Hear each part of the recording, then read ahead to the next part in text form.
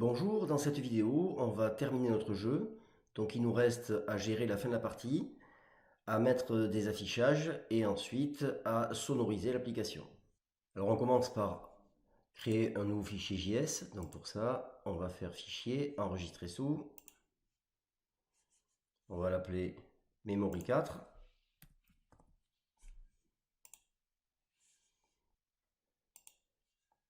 Donc voilà ici notre nouveau fichier. Ici on répercute dans index. Donc on change avec memory 4. On enregistre. Alors maintenant, ce qu'on va faire, on va commencer par s'occuper de la partie action souris sur la zone de dessin. Alors on va commencer par récupérer mise à jour table image trouvée.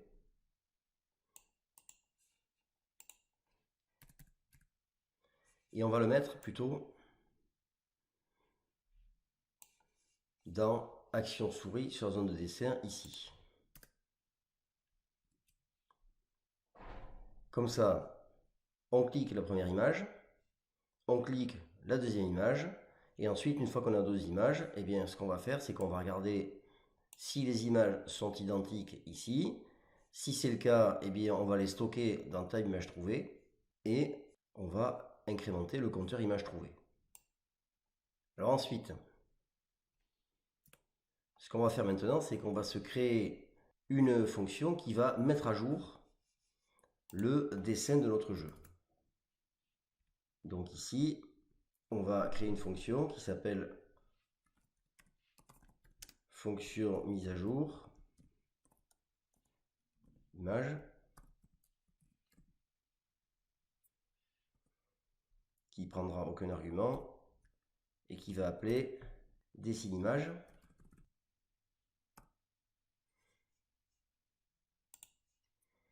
Donc qui elle prend l'argument CTX, c'est le contexte graphique, ainsi qu'un tableau. Donc ici ce sera tab image trouvée. Et ici on aura dessine grille, qui prend également comme argument CTX, le contexte graphique.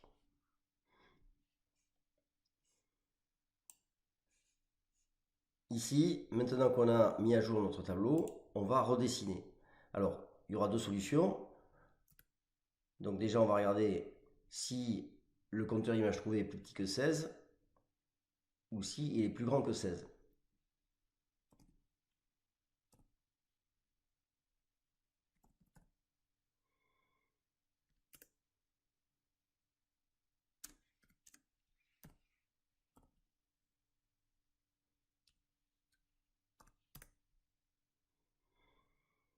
Donc si le compteur image trouvée est plus petit que 16, eh bien ce qu'on va faire, c'est que on va justement appeler cette fonction mise à jour image. Alors soit les images étaient identiques, auquel cas ça ne va rien changer, ça ne va pas bouger quoi que ce soit, soit les images ne sont pas les bonnes et auquel cas elles vont s'effacer et on va revenir à l'image précédente. Et donc ça on va le faire au bout d'un certain temps, puisque avant quand on cliquait deux images différentes, eh bien, il fallait cliquer une nouvelle image pour que les deux précédentes disparaissent. Et donc ça c'est pas bien, donc on veut que les deux images disparaissent au bout d'un certain temps, donc pour ça on va utiliser la fonction setTimeout.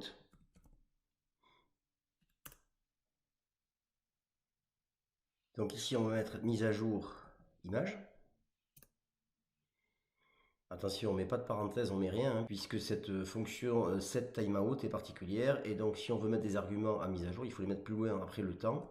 Donc ici, on va juste mettre comme ceci.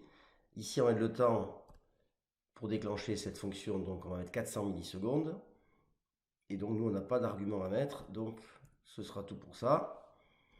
Donc, lorsque la partie n'est pas terminée, eh bien, au bout de 400 millisecondes, on relance l'affichage complet de notre dessin, c'est-à-dire dessin image et dessin grille, de façon à ce que les deux images qui sont différentes et qui ont été ajoutées sur le graphique s'effacent. Et si elles sont identiques, évidemment, ça ne change rien puisque on les a déjà mises dans le tableau quand on a fait mise à jour table image trouvée, donc ça va rester normal. Alors ensuite, lorsque le jeu est terminé, donc c'est-à-dire que le compteur image trouvée est à 16. Alors si on fait rien, Eh bien, lorsqu'on va cliquer sur la dernière image, qui sera évidemment identique à la précédente, puisqu'il ne reste plus que deux images identiques, eh bien, ce qui va se passer, c'est que le jeu va se terminer et cette dernière image ne va pas s'afficher. Donc c'est pour ça qu'on va lancer ici également mise à jour image pour que, eh bien, on ait un dernier affichage complet et qu'on ait toutes les images qui s'affichent.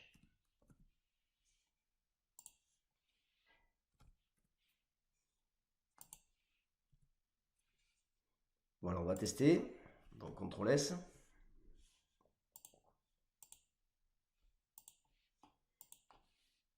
Vous voyez maintenant, quand je clique deux images différentes, elles s'en vont. Deux images identiques, elles restent.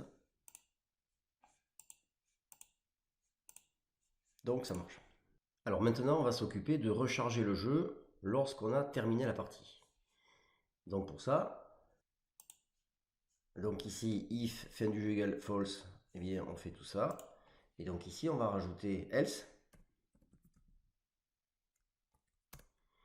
Donc si le jeu est terminé, donc fin du jeu est à true, qu'est-ce qu'on va faire? De la même façon, on va mettre set timeout.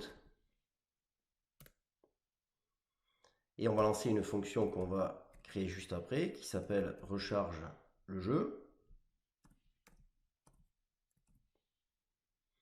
Toujours pareil, pas d'argument ici, pas de parenthèse.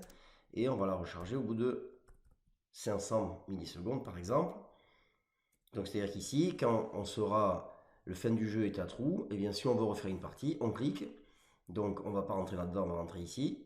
Et donc ça va lancer la fonction qui s'appelle recharge le jeu au bout de 500 millisecondes. Alors évidemment maintenant il faut la créer, cette fonction recharge le jeu.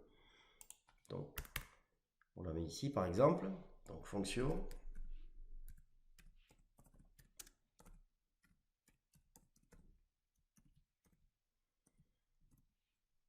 Donc elle ne prend pas d'argument. Et qu'est-ce qu'elle va faire cette fonction? Eh bien, elle va mettre fin du jeu à false pour qu'on puisse recommencer une partie. Et elle va ensuite recharger la page HTML comme on fait quand on teste ici quand on relance. Et bien on va faire exactement pareil mais dans le programme. Et pour faire ça, il suffit de faire location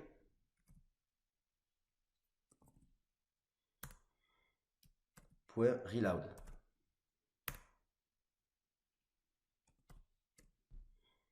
Voilà, et donc ça va nous relancer l'application. Alors on teste.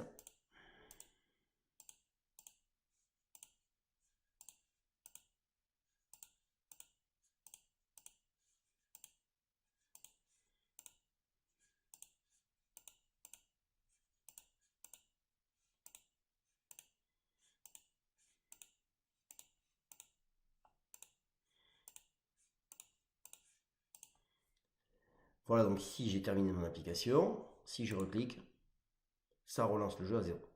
Alors maintenant, ce qu'on va faire, c'est qu'on va rajouter une petite instruction parce que ici, si je clique, là, vous voyez ce qui se passe? Ça, c'est pas bon.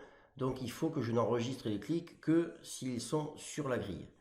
Donc, ce qu'on va faire ici, c'est que toujours pareil, dans notre fonction qui est ici, donc info image cliquée, eh bien, on va rajouter une contrainte ici au départ, c'est-à-dire qu'on va enregistrer le clic que s'il est dans la grille.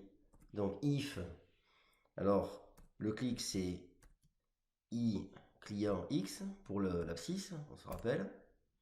Donc si ça, il faut que ce soit donc supérieur à xo,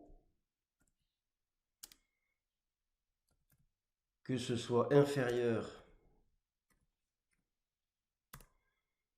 à xo plus 4 largeur image,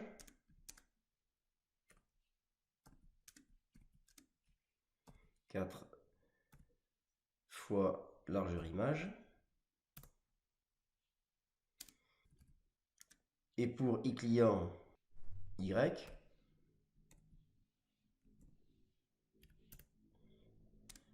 il faut qu'il soit plus grand que yo et qu'il soit plus petit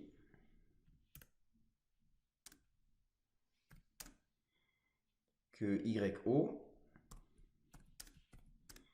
plus 4 fois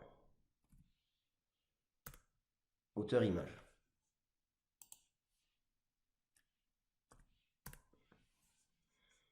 Et donc dans ce cas-là, on déclenchera tout ça.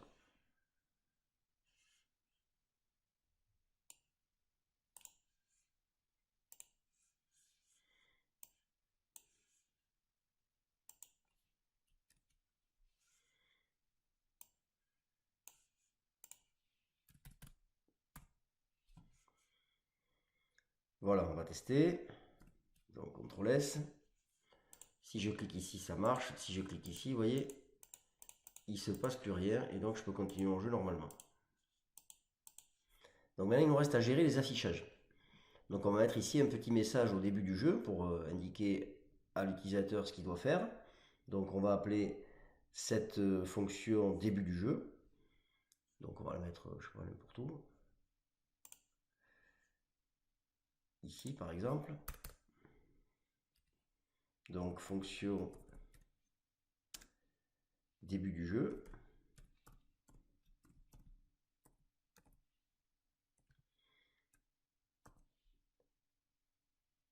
Elle ne prend pas d'argument. Donc un affichage. Alors on commence par la police. Donc ctx.fillStyle. Et ça on va mettre noir. Donc égale black.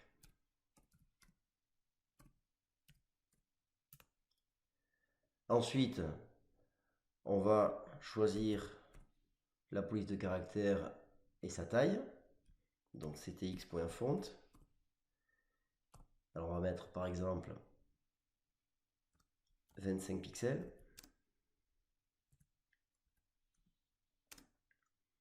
Et on va mettre Arial. Et s'il n'a pas d'Arial, eh bien on mettra du serif. Et enfin, on va afficher notre texte. Donc ctx.fillText. Alors je rappelle que fillText, c'est du texte plein. Et fillStyle, c'est la couleur de remplissage de notre texte. Donc ici, on va avoir un message. Donc cliquez sur une case pour commencer, par exemple.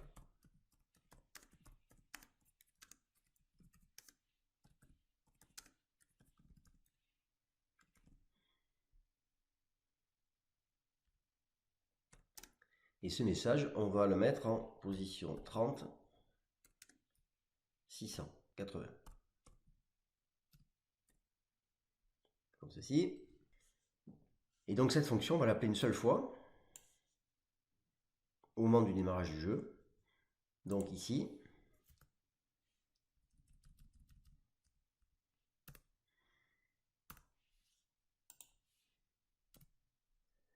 on va appeler notre fonction début du jeu. Voilà, on va tester. CTRL S. Alors ça ne s'affiche pas parce que j'ai fait une erreur. Ici, évidemment, c'est pas des parenthèses, c'est un égal qu'il faut mettre. Voilà. Donc deuxième essai, CTRL S. Et cette fois-ci, vous voyez, j'ai bien mon message qui s'affiche. Et à partir du moment où je commence mon jeu, il va falloir maintenant enlever ce message. Puisqu'on a commencé, c'est pas la peine de le garder. Donc pour ça, ce qu'on va faire, c'est qu'on va effacer complètement l'écran de façon à supprimer ce message au début. Donc pour ça, on va aller dans Dessine. Donc fonction Dessine, ici. Et on va mettre ctx.clearRect. Donc ça va effacer tout ce qui est contenu dans le rectangle qui suit, c'est-à-dire 0, 0. Ici, la largeur de notre zone de dessin, donc cvs.width. Et la hauteur de notre zone de dessin, c'est-à-dire cvs.height.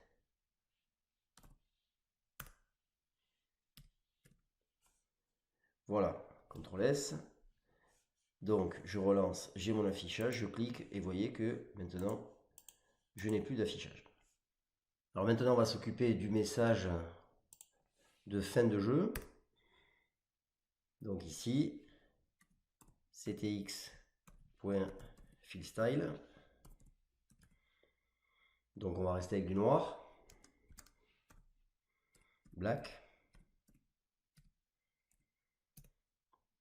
Ensuite, la fonte, la police, donc ctx.font. Donc on va mettre 50 pixels. Donc toujours Arial Serif.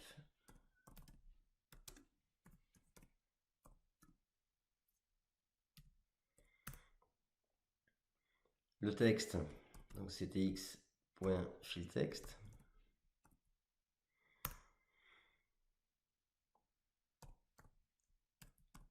Vous avez gagné.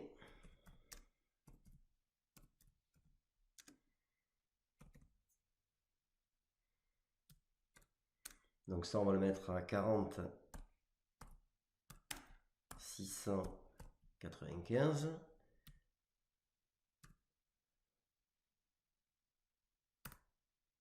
Ensuite, dessous, ctx.font.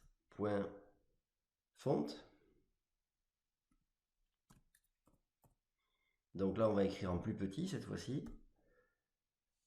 Donc on va mettre pareil que ça.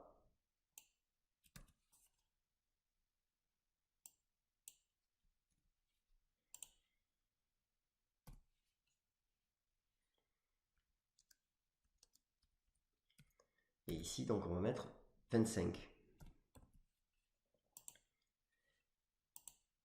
Et donc on va écrire donc ctx.fillText. Cliquez sur la grille pour recommencer.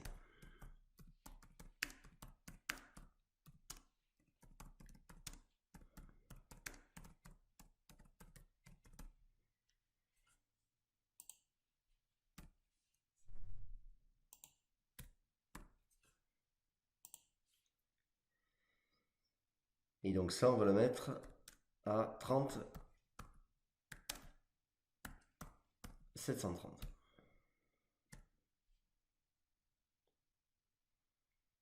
Voilà, donc CTRL S. Alors si on teste, voilà, donc ça se termine. Message, vous avez gagné. Cliquez pour recommencer. Donc ça, on pourrait peut-être décaler un petit peu vers la droite. Et donc si je clique, ça recommence. Donc ici, on va simplement mettre peut-être 40. Il nous reste à mettre les sons. Il faut d'abord déclarer nos constantes audio. Donc ça, on va le faire ici, par exemple.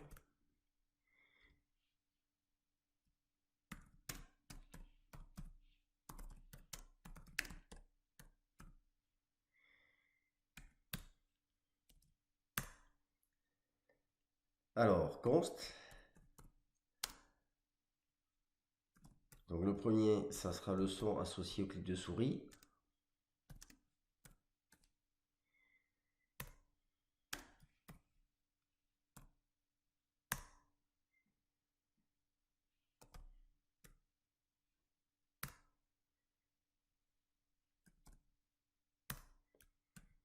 On va l'associer au fichier qui gère ce son qui est ici. Donc il s'appelle clic. Donc son clic.src égale.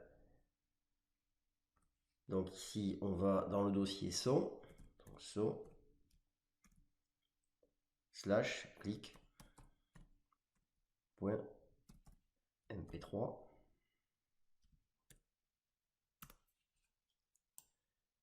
Et on va faire ça pour les trois sons. Donc CTRL C ici.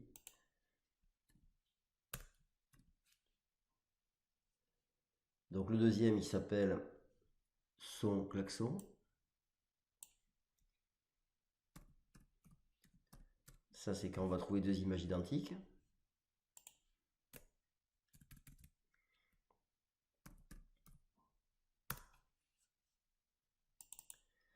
Donc celui-là, il s'appelle klaxon. Et enfin, le dernier, c'est son hymne.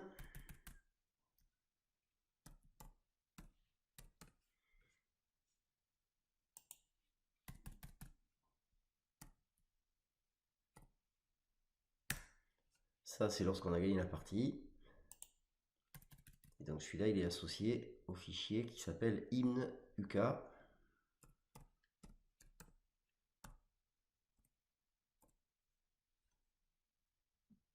Comme ceci, donc CTRL S. Alors maintenant, il va falloir appeler ces sons là où on en a besoin. Donc on va aller dans notre fonction image cliquée. Alors ici, lorsqu'on clique sur la grille, on va jouer le son clic. Donc son clic.play. Ceci. Ensuite, donc ici, si on a trouvé deux images identiques, on va jouer le klaxon. Donc ici, si tab image cliquée 1 et tab image cliquée 2 sont identiques, dans ce cas-là, on fera son klaxon.play. Et enfin, le troisième son va être joué lorsqu'on a gagné.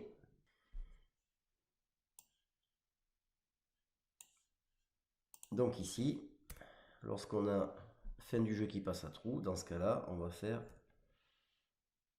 son hymne .play. J'enregistre, on va tester. Le clic, ça marche. Le klaxon, ça marche.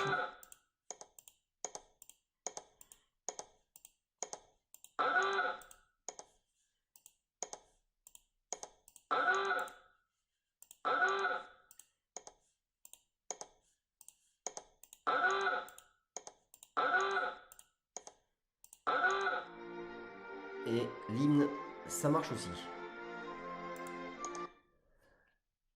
Voilà, donc ce jeu est maintenant terminé, donc j'espère qu'il vous aura appris quelque chose.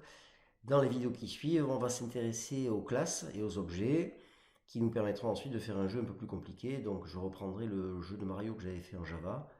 Et donc pour ça, on aura besoin de plusieurs fichiers JS. Donc c'est pour ça qu'on va voir également les modules. Donc prochaine vidéo, les classes en JavaScript.